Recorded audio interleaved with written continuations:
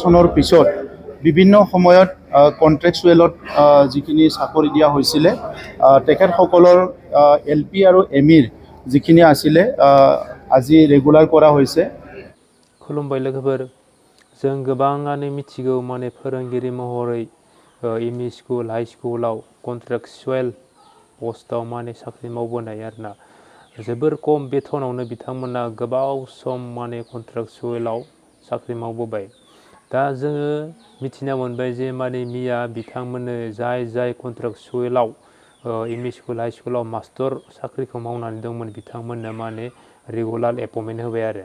दा जोङो बेनिफ्राय बुजिनो मोनो जे माने आगोलबो जोङो मास मोननै मोनथामसोनि सिगाङाव जों मिथिबोबाय बिथांमोना साख्रियाव जइन जाबाय मावबायबो माने 1999 सननि माने माखासे मास्टरफोरा माने साख्रि मावनानै गोदोनानै गोलैसोना दंमोन। माने बिथांमोना ओरैबायदि जाबायमोन माने कमायावसो गोलैना थानाय बेरामि बायदि जाना दंमोन आरोना। माने थैथाराबो थाङाबो माने कमायाव गोलैना थानाय बेमारिफोर बायदि जादोंमोन बिथांमोना, जेराव 99 पस्टनि साख्रिखौ मावनानै बिथांमोना कमायाव गोलैना थानाय बेमार बायदि जाना दंमोन। बे कमायाव गोलैना थानाय बेमारखौ सोर बोखांखो नोंथांमोना निस्सय मिथिगौ। बे कमायाव गोलैना थानाय बेमारखौ माने 99 सननि पस्टनि साख्रिखौ दानि गोदानै सोलिनाय पिपल्स सरकारा बिथांमोननो रेगुलार एपइन्टमेन्टखौ होबाय।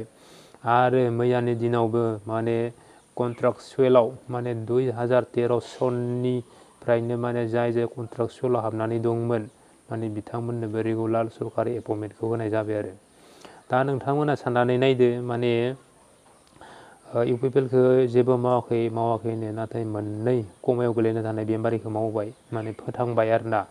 माने ओरैबायदि जालांबायमोन बिसोरनि न'खरा आलाय सिलाय सिलिंखार जानो हमलांबायमोन आरोना। सोरबा साख्रि मावदों होननानै थगायनानै गोसोथोनायखौ लाना फैदों, सोरबा आं साख्रि मावो होननानै सोरबा धोनिनि फिसाजोखौ लाना फैदों। बेफोरबायदि गोबां माने मिनिथावना बाथ्राबो दङ बिसोर मास्टरफोरनि जिउआव, 99 मास्टरनि जिउआव, कन्ट्रेक्चुवेल मास्टरनि जिबनाव बेफोरबायदि मिनिथावना जाथायबो दं आरोना। रियेल बाथ्रा जों मिथिगौ, जों खोनादों, माने जोंनो गावसोरनो खोन्थानो लायो आरो बेफोरबायदि खायसे समायाव ओरैबायदि।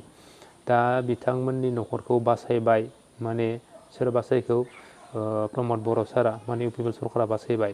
माने गोबाङानो होनो जेबो मावाखै, माने दलं मावनाय प्रुफ गैया, लामा मावनाय प्रुफ गैया, मेडिकेल मावनाय प्रुफ गैया, इन्जिनियार बहुत बुस्थु मावनाय प्रुफ गैया होनना बुङो। नाथाय खायसे खामानिया खामानियानो मावलांजाखाबाय आरो जाखिनि मावनो दं बेफोरबो माने लासै मावगोन होननानै जों आसा खालामो। जुदि बिथांमोना मावमारा अब्लानिया बिथांमोनाबो बयजोंबो सोंखारि जागोन आरो। दा मैयानि एपइन्टमेन्ट राननायनि गेजेरजों प्रमद बर' सारा मा बुंखो बेनि भिडिअखौ नायनानै लादो नोंथांमोना।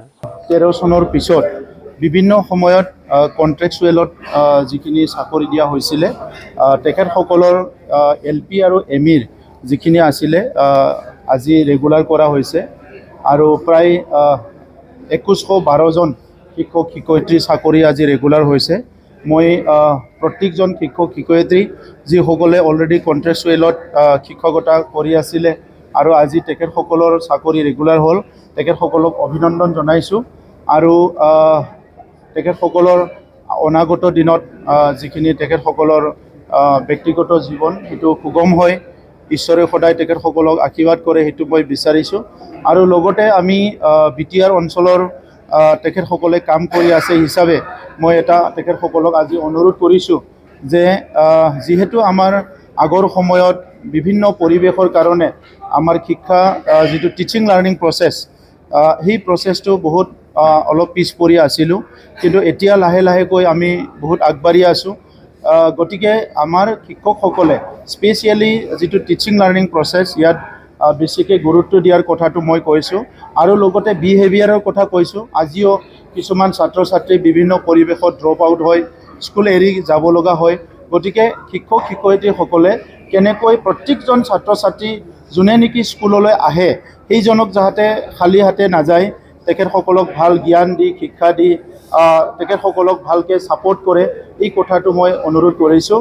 আৰু এইখিনি শিক্ষক ৰেগুলাৰ হৈ যোৱাৰ পিছত তেখেতসকলে আগত যদি আধা মন লৈ কাম কৰি আছিল কন্ট্ৰেকচুৱেল হোৱাৰ কাৰণে, এই লেটাৰটো পোৱাৰ পিছত তেখেতসকলে খুব কনফিডেণ্টলি কাম কৰিব আৰু আমাৰ শিক্ষাটো আৰু অধিক টিচিং লাৰ্ণিং প্ৰচেছটো এফেক্টিভ কৰাৰ কাৰণে গুণগত শিক্ষা দিয়াৰ কাৰণে আৰু অনাগত দিনত বড়োলেণ্ড অঞ্চলৰ শিক্ষাটো আগুৱাই লৈ যোৱাৰ কাৰণে যথেষ্ট ভাল হ'ব।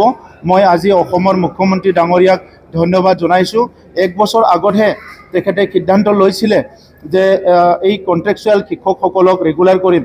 এতিয়া অসমত যিমানখিনি কণ্ট্ৰেকচুৱেল শিক্ষক আছিলে আৰু আমাৰ ইয়াতো যিখিনি আছিলে চব ৰেগুলাৰ হৈ গ'ল আৰু সেই শিক্ষকসকলৰ যিটো তেখেতসকলৰ আহি থকা সময় এইটো খুব ভালকৈ চলি যাব মইতো আশা কৰিছোঁ আৰু আমাৰ শিক্ষাটোও অধিক মানে এফেক্টিভ কৰাত আমাক সকলো দিশৰ পৰা সহায় হ'ব। এইটো মই আজিৰ সময়ত চবে উপলব্ধি কৰিছোঁ। গতিকে আমাৰ ডিপাৰ্টমেণ্টে এই গোটেই এপইণ্টমেণ্ট প্ৰচেছটো যাতে ভালকৈ নিয়ৰিকৈ কৰে এইটোৰ কাৰণে আমি তেখেতসকলক অনুৰোধ কৰিছোঁ আৰু মই আশা ৰাখিছোঁ যে যিখিনি ভেকেণ্ট পষ্ট আৰু আছে আমাৰ হাইস্কুলত প্ৰায় 1468 আমাৰ পোষ্ট আমি 1 মাহ 1.5 মাহৰ ভিতৰতে এপইণ্টমেণ্ট দিবলৈ গৈ আছোঁ আৰু LP MEত আৰু আমাৰ 600তকৈ অধিক ভেকেণ্ট আছে। সেইটো আমি SIU অসম গভৰ্ণমেণ্টৰ পৰা বিচাৰিছোঁ।